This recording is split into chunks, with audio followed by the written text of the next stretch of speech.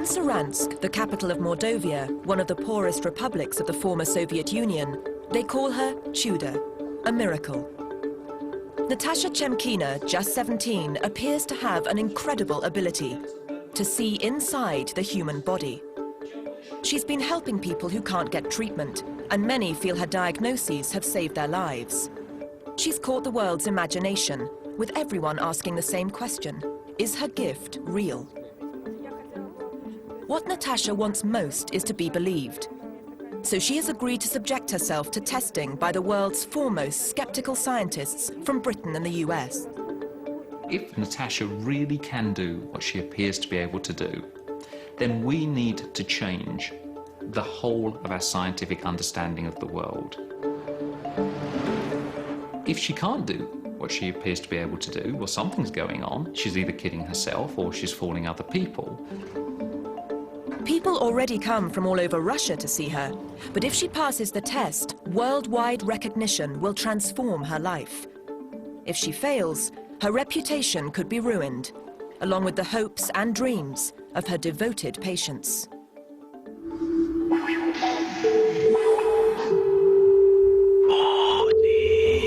Bodyshock.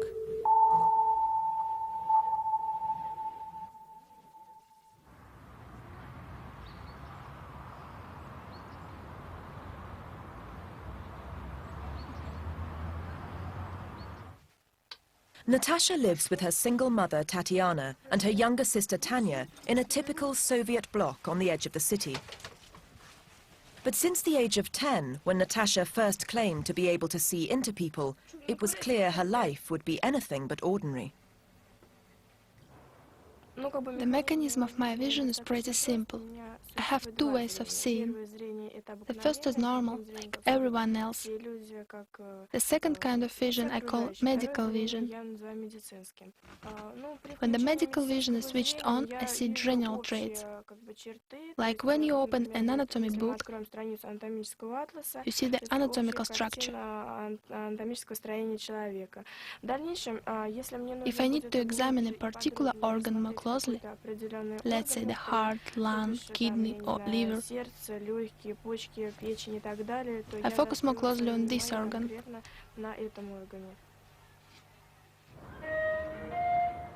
I can see all the processes at work. For example, circulation of the blood or respiration. I love to observe it. There is inside us a spectrum of such bright colors. In ordinary life, I've never seen such a combination of colors. You could only perhaps compare it with a sunset.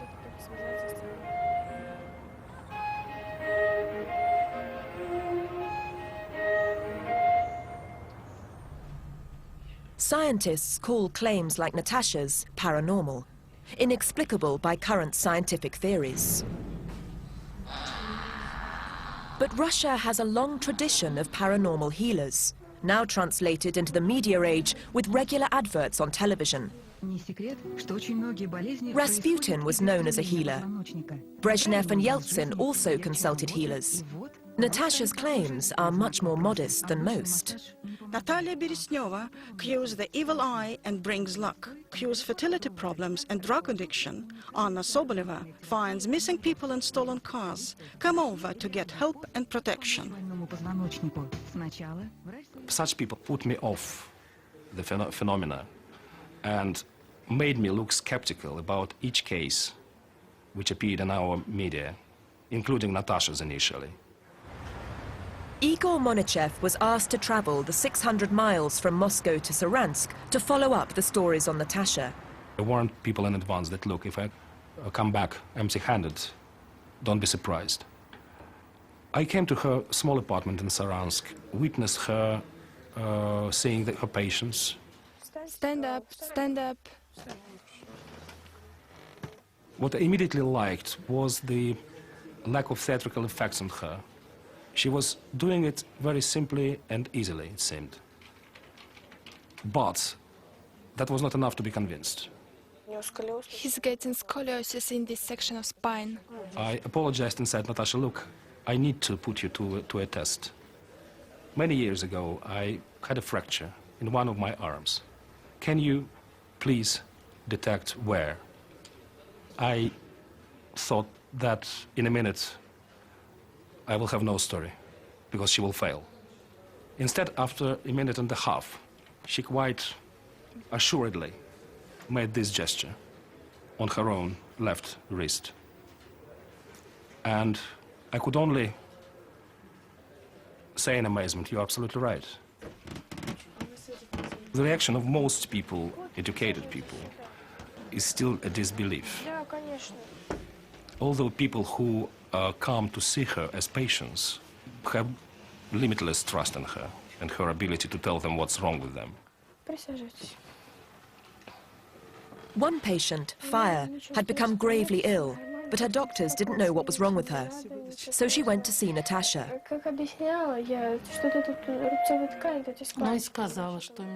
She examined me and said there are cancer cells in the upper third of the left lung and that surgery was urgently needed. After the operation, I returned to Natasha. She said that everything was done correctly and it seemed the operation was successful. I can see the body is recovering. It's even putting on weight. The organs inside are starting to feel more comfortable. Thank you so much. Get well soon, come over again. Of course we will come. Where would we be without you? God bless you. Doctors had found cancer in the top third of her left lung, and Fire firmly believes that Natasha saved her life. As word has spread of her successes, Natasha now sees up to 20 patients a night, 5 evenings a week. This year she has begun to ask for donations from patients to save up for her dream, to go to medical school in Moscow and allow her family to escape the poverty of her hometown, where the average wage is just £15 a week. Most people, I think, live in not relative but real poverty. They do not starve but have no opportunities in life at all. It's actually ironical that such a gift should be given to a girl from such a place.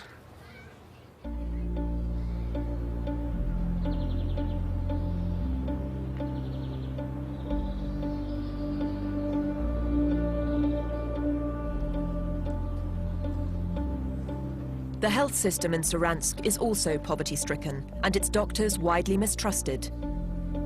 Many of Natasha's patients come to her after the city's hospitals have failed to help them. They see her as their last hope. One patient named Edik had spent a whole year sectioned in Saransk's TB hospital without getting better. So he turned to Natasha. She simply looked at me for several minutes. Then she said it was not a case of tuberculosis. She said, I don't even know the name, but I can draw it, explain it, describe it. Armed with Natasha's drawing, Edik got a referral to Moscow. They quickly sent me to a doctor. If I remember, her name was Novikova. She looked through a microscope and said, yes, it's not TB, it's sarcoidosis. Then I told her about the girl in our republic. When I opened the drawing and showed her, she said, I see the same thing, and tell this girl that we call it sarcoidosis.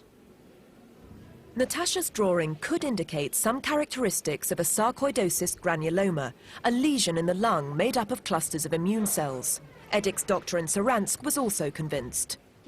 I can't explain it. I can't explain how Natasha sees at the cell level. I can't explain why she has this ability, but I trust Natasha.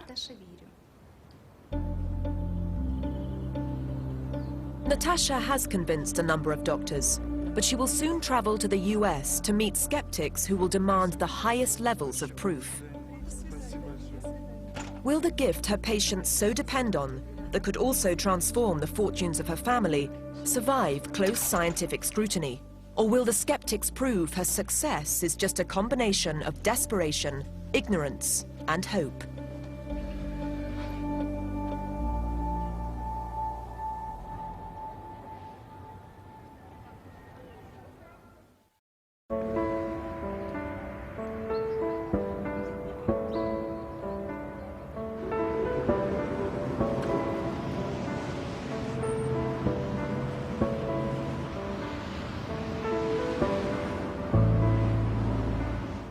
Though Natasha's claims of X-ray vision are largely accepted in her hometown, she and her family will soon make their first ever trip to the United States. Here, Natasha's claims will undergo investigation.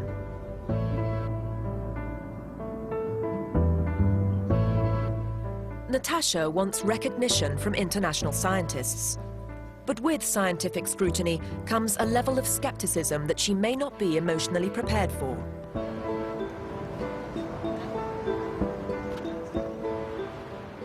The scientists who are assembling in Manhattan to test her are card-carrying skeptics from CSICOP, the Committee for Scientific Investigation of Claims of the Paranormal. They've taken on and discredited many celebrity psychics. In a field where many experts lack credibility, they are respected academics. Now Natasha has agreed to submit to their test. My guess is that Natasha, like anyone else, wants legitimacy, wants respect. And if being tested was the right, if she could be tested and succeed, this is going to give her the respect she wants. It's a gamble, of course, because if she doesn't succeed, it's not good for her. Now, if the claim is genuine, so if Natasha really can do what she appears to be able to do, then we need to change the whole of our scientific understanding of the world. If people really have got these sorts of amazing abilities, science is badly wrong, so it matters. If she can't do what she appears to be able to do, well, something's going on. She's either kidding herself or she's fooling other people. And so there's a fascinating psychology of deception and self-deception to be examined.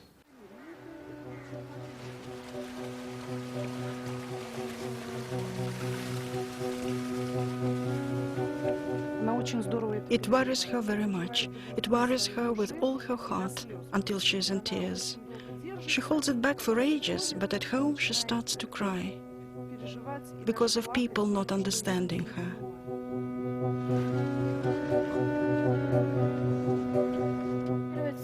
My main goal is that people finally believe my gift exists. So I won't have to prove it every time to ordinary people or the medically qualified that this ability exists. So they don't test me every time. To be honest, I'm pretty tired of it. There are always some facts in life that are not easy for us, ordinary people, to understand. I can give you a real example. Here in Paygarm, the holy spring helps heal people. I can say that because I tested it myself. I wasn't afraid to get into the freezing water, and all the feelings of pain in my back went away and haven't come back.